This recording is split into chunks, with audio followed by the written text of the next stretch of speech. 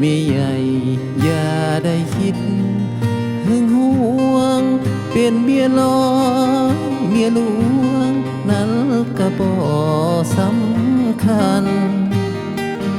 เป็นน้อยเป็นใหญ่ก็เป็น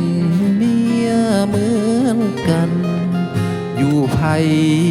อยู่บ้านอยู่ใกล้กันสบายใจ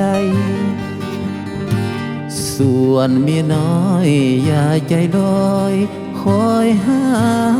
อายจะแบ่งเวลามาหา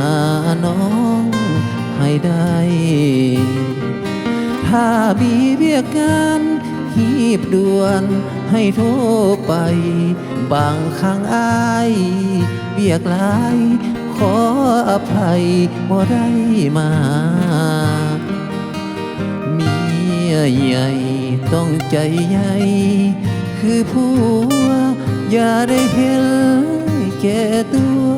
ตามคำผัวตลอดเวลาเฮ็ดโทรกินก็ใส่สิทธิ์ให้สัญญาจัดส่งสินค้าตามเวลาให้ท่วงทันสองเอ้ยน้องให้ถูกต้องปองดองเป็นเมียหลวง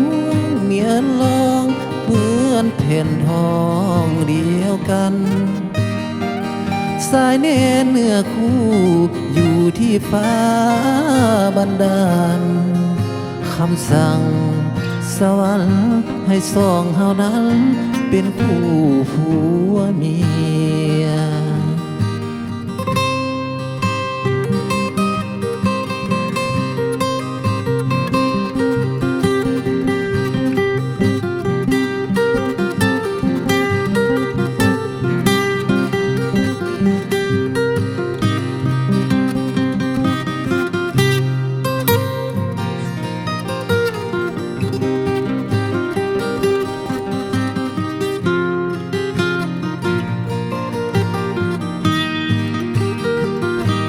เมียใหญ่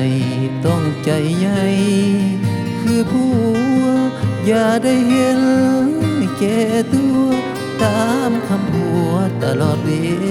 ลาเฮ็ดโทรกินก็ใส่สิทธิ์ให้สัญญาจัดส่งสินค้าตามเวลาให้ท่วงทันสองเอ้ยน้องให้ถูกต้องปองดองเป็นเมียหลวงเมียรองเหมือนแผ่นทองเดียวกันสายเน้นเนื้อคู่อยู่ที่ฟ้าบันดาลคำสั่งสวรรค์ให้สองเฮานั้นเป็นคู่ผัวเมีย